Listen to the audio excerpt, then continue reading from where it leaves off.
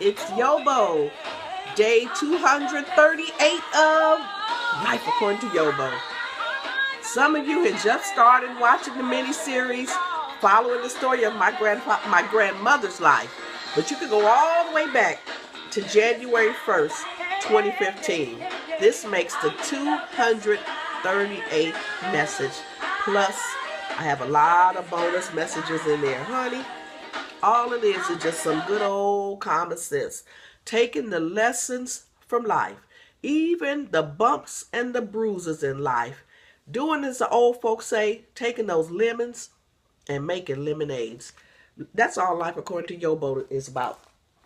That's all the life and death of Mattie, Canton, Bowie is about. What can we learn?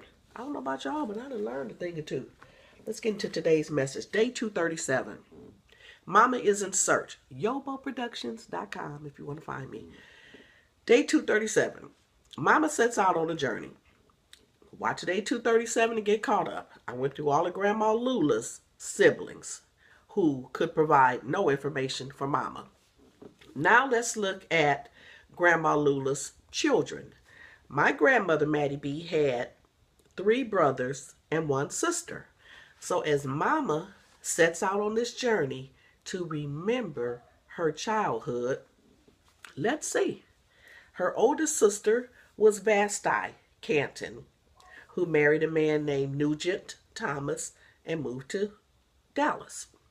This morning, I spoke to a great-granddaughter of Vasti. She and I look just alike. I'm going to post a picture. Same place I post this video, I'm going to post a picture of her. When I first talked to her, this was, let's say, 5 years ago, when we were getting ready to attend the Canton reunion. I wanted to do a family tree. I wanted to start with my great-great-great-grandparents, who were slaves, former slaves, list all their children, their grandchildren, their great-grandchildren, great-great-great-grandchildren. I went down 9 generations. That meant I had to call a lot of people and find out the names of their children. With this particular cousin, Kitty, each person gave me someone else's number. I had to call Kitty to get the names of her 2 children. I identified myself. I said, "Hi, I'm Cousin Yolanda." And to my surprise, she said, "I know who you are." I'm thinking, okay, how could she know who I am? We have never met. I'm calling you. I don't even know her mama's name. I don't know her daddy's name. I know nothing about her, but she says, "I know you." She said, "Your birthday is in October, right?" Yeah, my birthday is in October.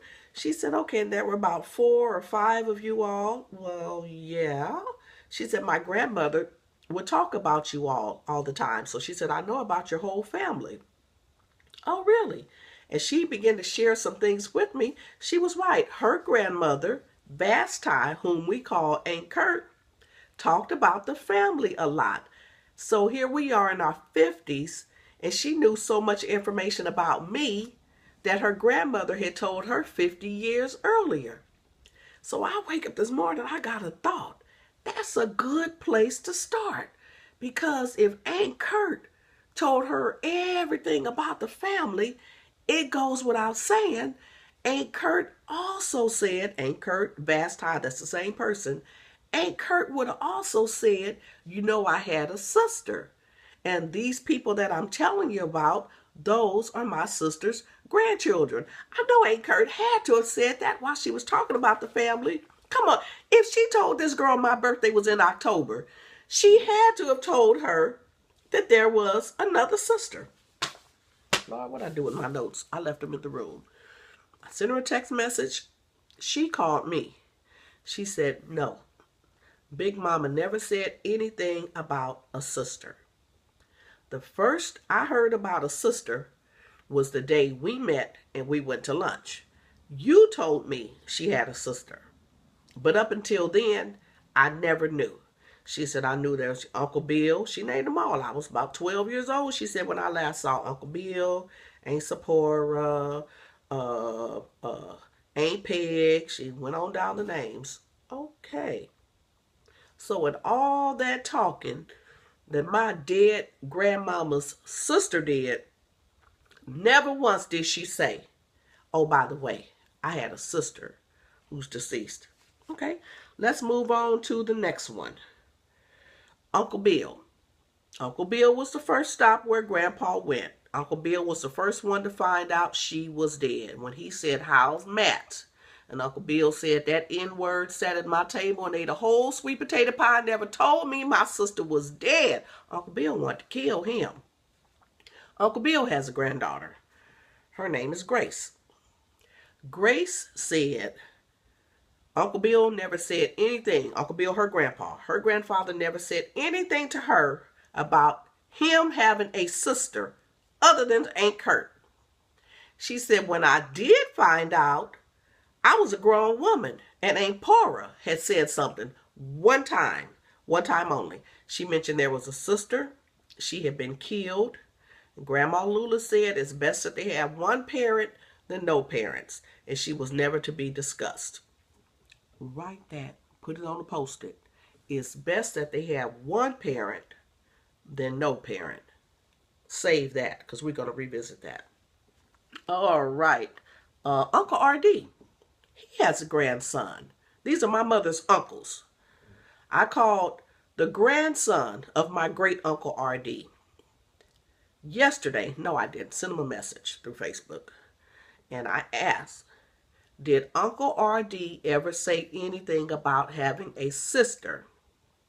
He said he was a man of few words. He didn't say much about anything. So no, he would not have said anything about a sister. If anyone would have said anything about a sister, it would have been Uncle Bill. However, he got emotional talking about his deceased relatives. So no, he said most likely there was never a conversation about a sister named Mattie. Didn't get, okay, let me see. Then last but not least, there's Uncle Tud, who still has a daughter living. I called her yesterday and today. She just got out the hospital and I can't reach her. But I want to ask her, what did you know about your dad having a sister? If she did know something, she never said anything, because Peg, my mother's last surviving first cousin, Peg has a daughter.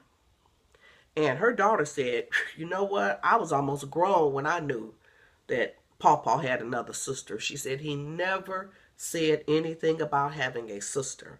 Somebody was going through a divorce. There was some stuff going on.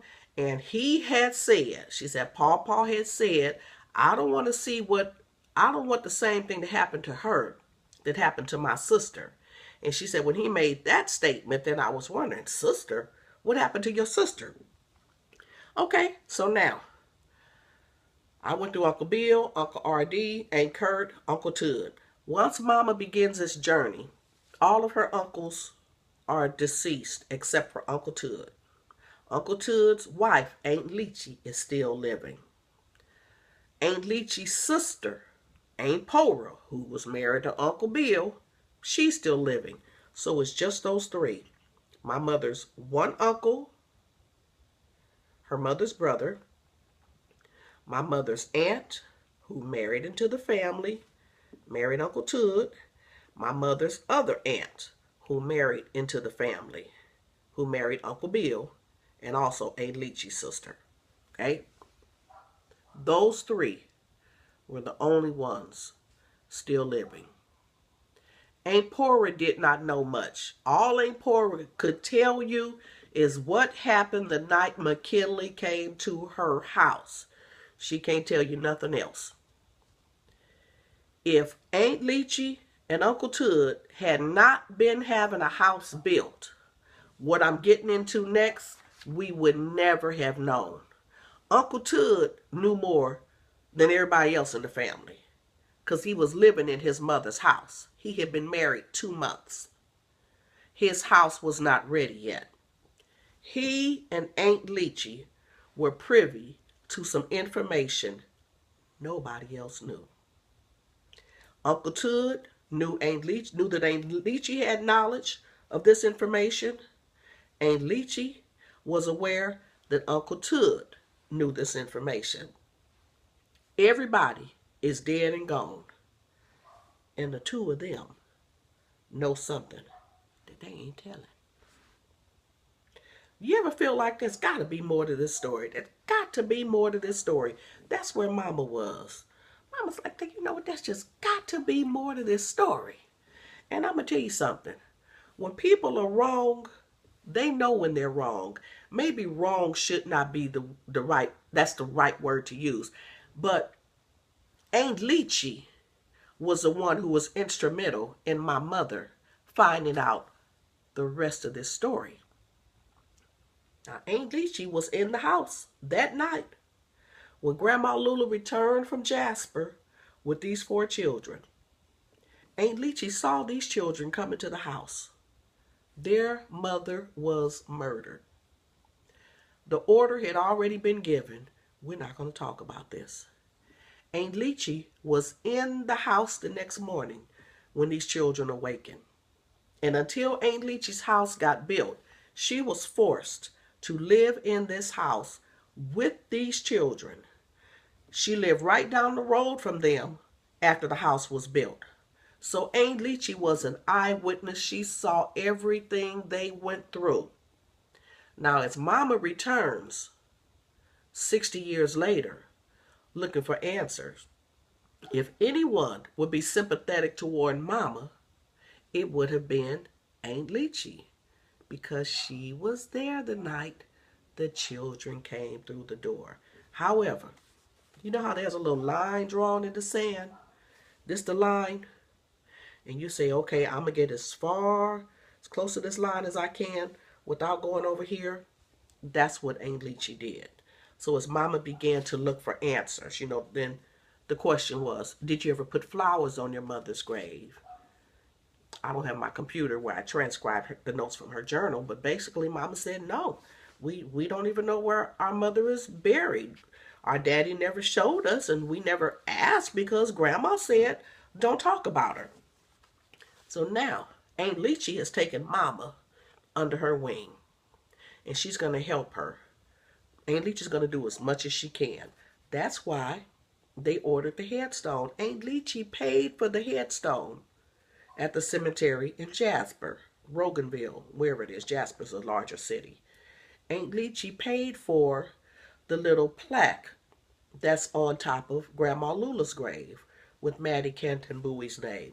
Aunt Leachy was doing everything she could without crossing this line.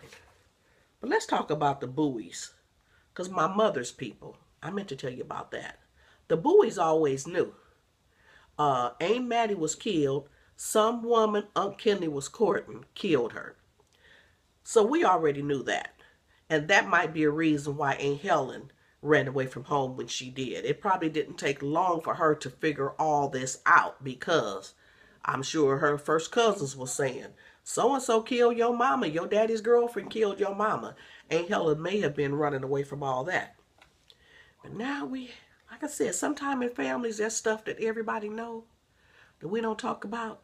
But in this particular family, there's some stuff they didn't talk about because nobody knew. That is, nobody but Uncle Tud and Aunt Leachy. Well, I just want you to know this. Mama went to Texas by herself. When you're searching for answers, some things you just got to do by yourself. Mama bought herself a plane ticket. She was epileptic and was not allowed to travel by herself, so she took her 2 9-year-old granddaughters. My daughter Michelle, my sister Gail's daughter Shannon. And they set out on the journey. Shannon said, all I remember is it was so boring, there was nothing to do, and Mama kept talking to all these old people. We just went around seeing old people and talking to them. She was trying to get information. She got it too. Y'all come back tomorrow. Mattie, Canton, Bowie. We gonna finish. We gonna get on Uncle Tud. Aunt Leachy. Big old secret they holding. Hey, see y'all tomorrow. Bye-bye.